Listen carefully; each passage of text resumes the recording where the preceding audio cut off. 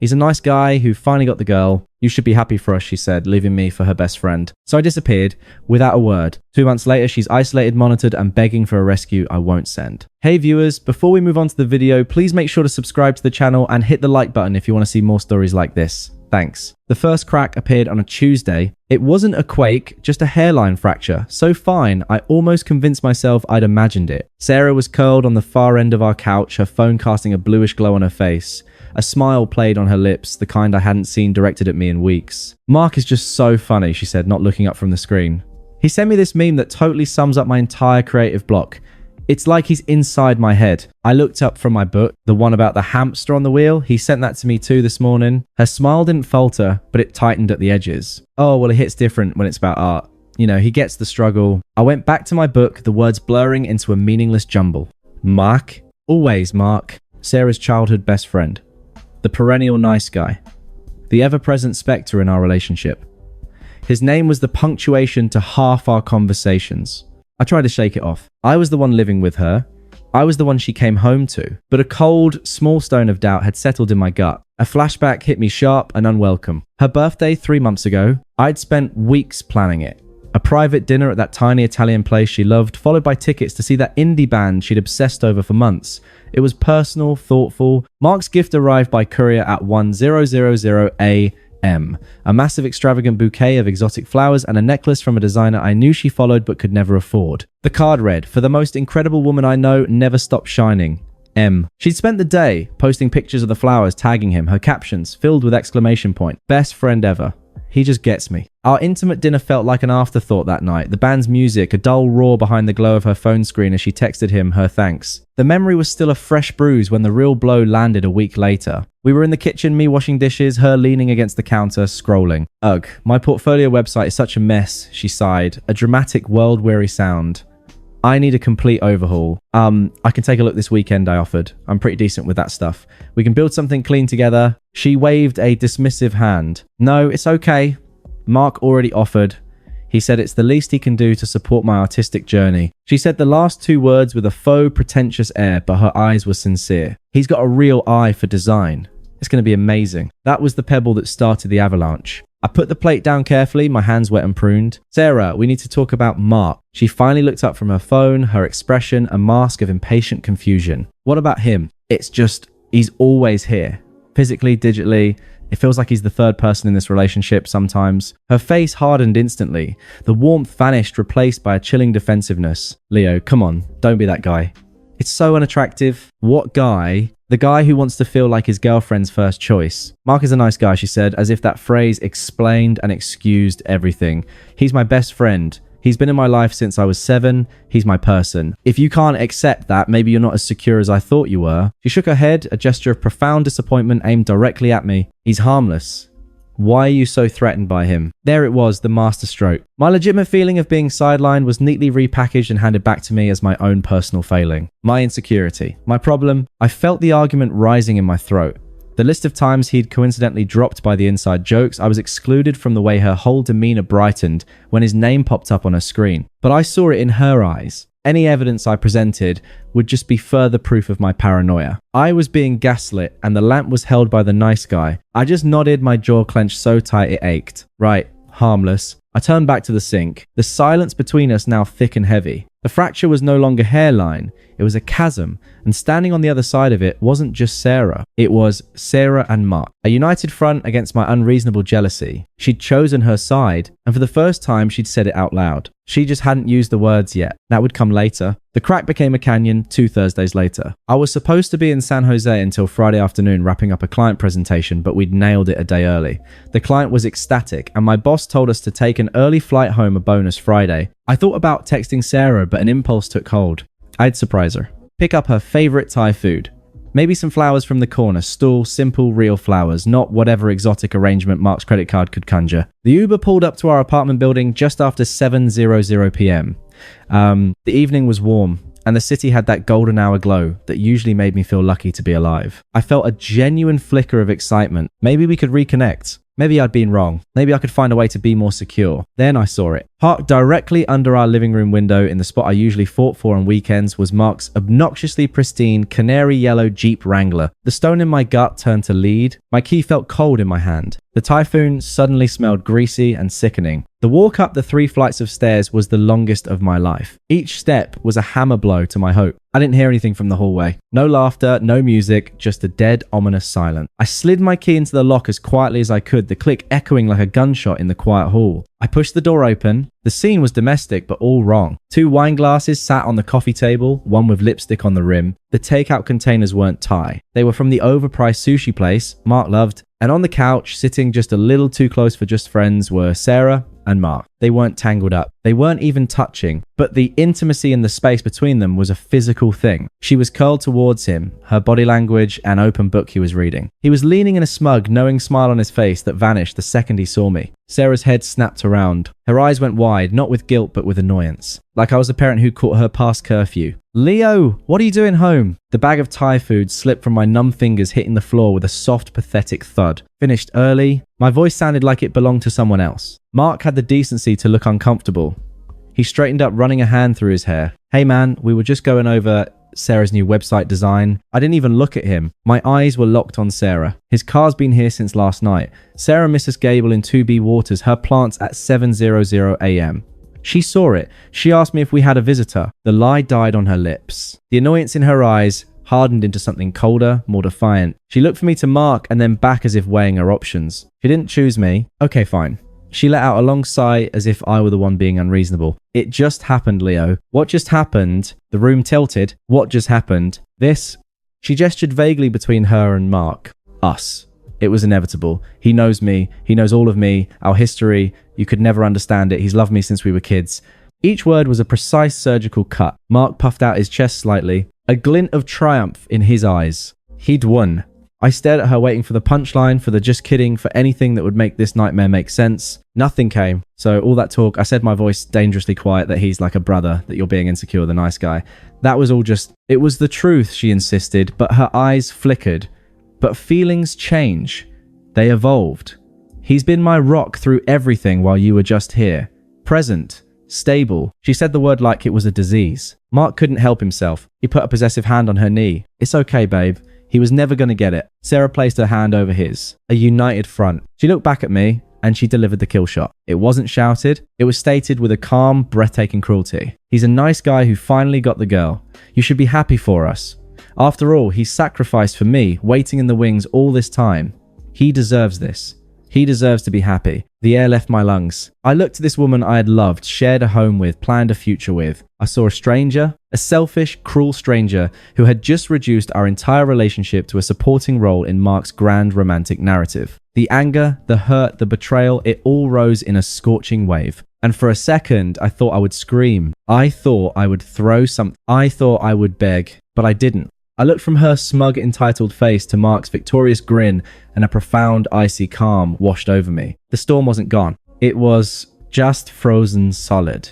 A quiet, almost amused observation escaped my lips. So my role was to keep the seat warm until he decided to claim his prize. Sarah opened her mouth, probably to spin another justification, but I didn't wait to hear it. I didn't need to. The script was written, and I was no longer a character in it. I turned my back on them, on the life we'd built, on the lie it had all been. I didn't look at the pictures on the wall or the books on the shelf. I walked out of the apartment, stepping over the spilled Thai food, and closed the door softly behind me. The hallway was silent. The door clicked shut. It was the most definitive sound I'd ever heard. The silence in my buddy Eric's spare room was a physical presence. It was heavy, but it was clean. It didn't have the ghosts of conversations that had just happened. It was mine. The first night I didn't sleep. I lay on the air mattress, staring at the ceiling, the scene in the apartment playing on a loop. Each time, the cold calm I'd felt at the end would spread a little further, numbing the raw edges of the betrayal. He's a nice guy who finally got the girl. The absurdity of it began to outweigh the pain. It was a bad line from a worse movie. The next morning, I made a list. Not an emotional one, a logistical one. A plan of action. It was the only thing that kept me from screaming. Get keys from Super. Get boxes. Move out when she's at work. Block everywhere. I executed it with a detached military precision. I called the building Super. Told him I'd lost my key and needed to get in. He grumbled, but made a copy. I went to a U-Haul place and bought 20 small boxes. I didn't want to waste time assembling big ones. On Tuesday, I knew Sarah worked a 10-hour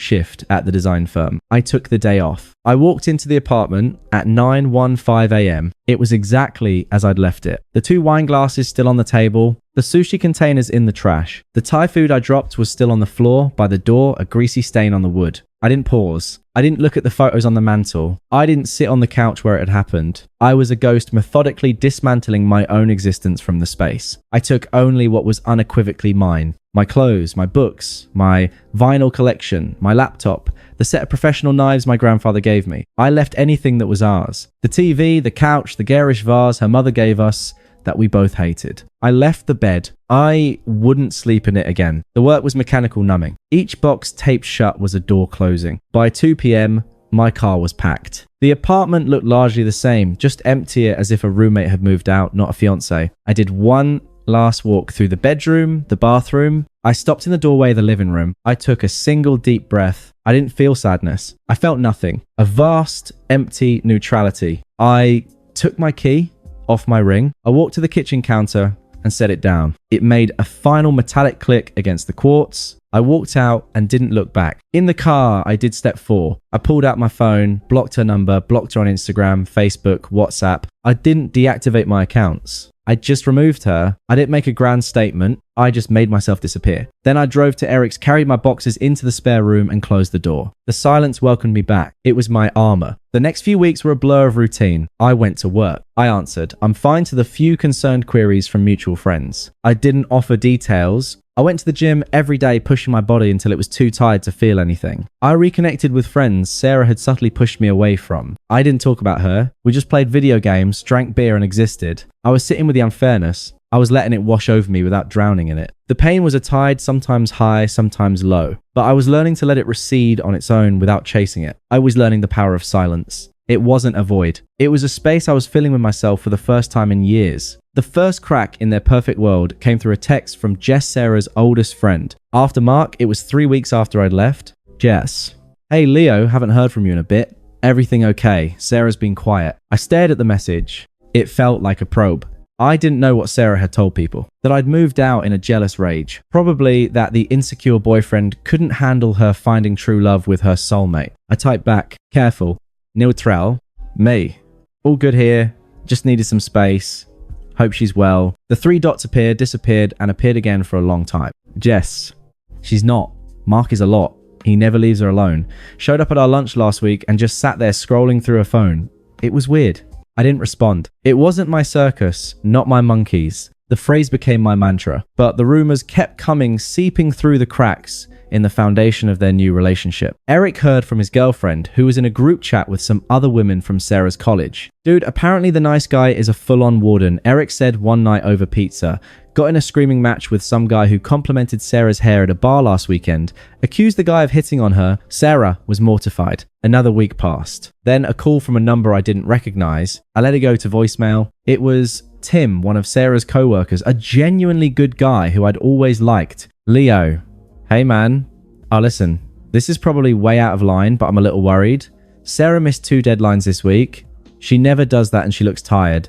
Jumpy, that guy Mark, he calls her like 5 times a day. She takes the calls in the hallway and comes back looking like she's about to cry.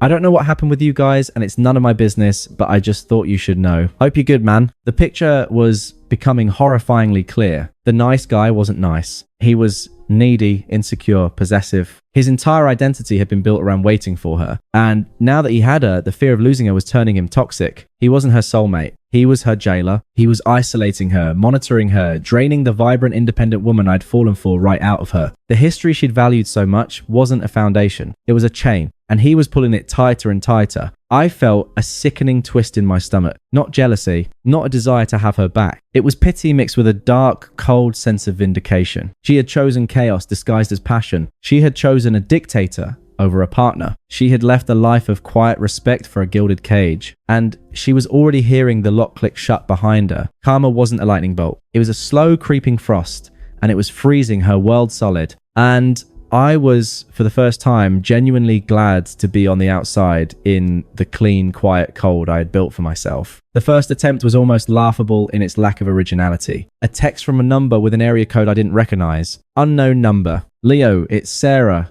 I think I made a huge mistake. Can we talk? It arrived on a Saturday morning. I was sipping coffee reading a book. The quiet of Eric's apartment, a bomb. I read the message once, then I deleted it and blocked the number. The action was clean, clinical.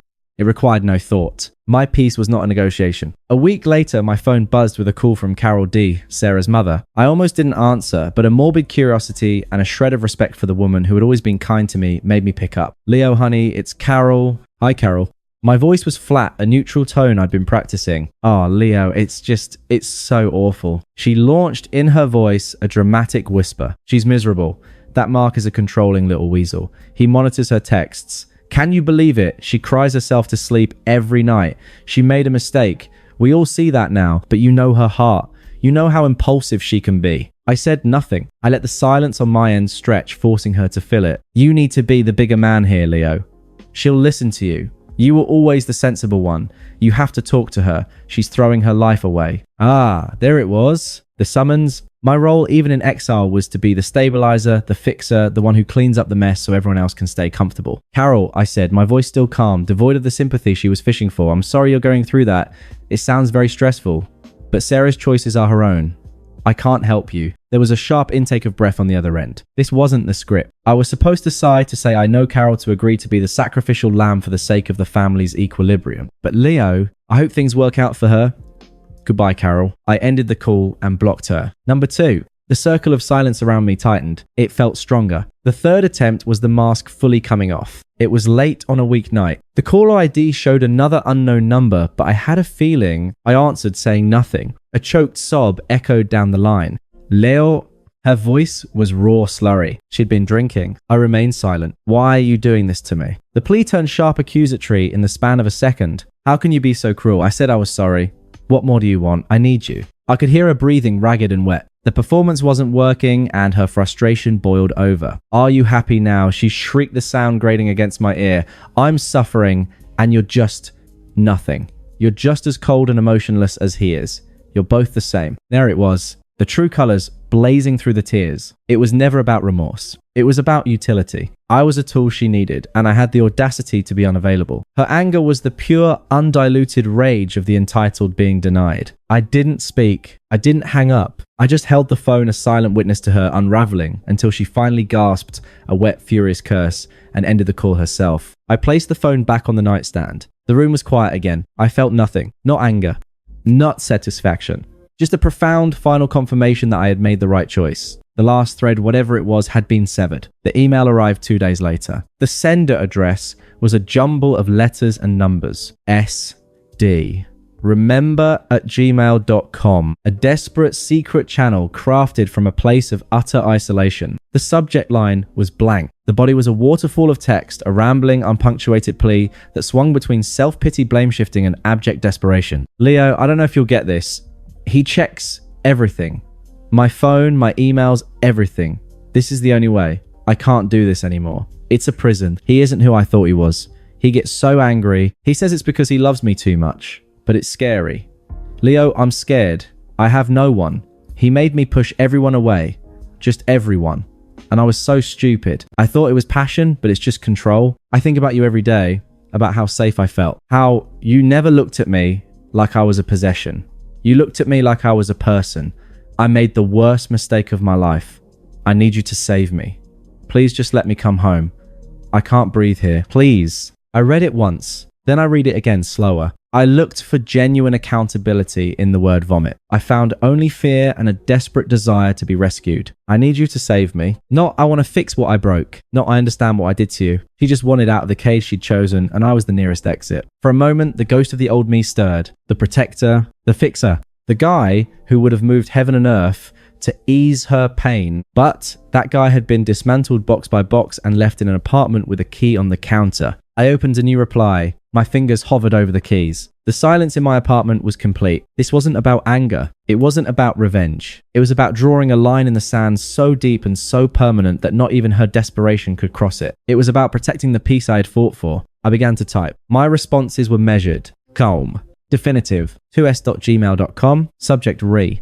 Sarah, I received your email. A statement of fact, not an emotion. I'm sorry you're in a difficult situation, but it is one you chose with full awareness. Acknowledgement without absolution. She had agency. She made a call. You told me I should be happy for you both because he's a nice guy who finally got the girl. You told me he deserved to be happy. I hope he is. The mirror holding up her own cruel, dismissive words for her to see, letting her taste their absurdity. Now, you were right about one thing. My role in your story is over. My responsibility now is to protect the peace and happiness I've built for myself since I left. That peace is not negotiable and it does not include reopening a door. I closed permanently. The protector defining my boundary not as a punishment for her, but as a necessity for me, making it about my future, not her past. I do not wish you harm, but I am entirely indifferent to your happiness. That chapter is closed. Do not contact me again. Leo, the finality, the ultimate rejection, not hatred, which is passion, which is energy, which is still a form of caring. Indifference, the absolute zero of emotional connection. She was now a stranger whose weather patterns no longer affected my climate. I read it over once. It was perfect. It was calm.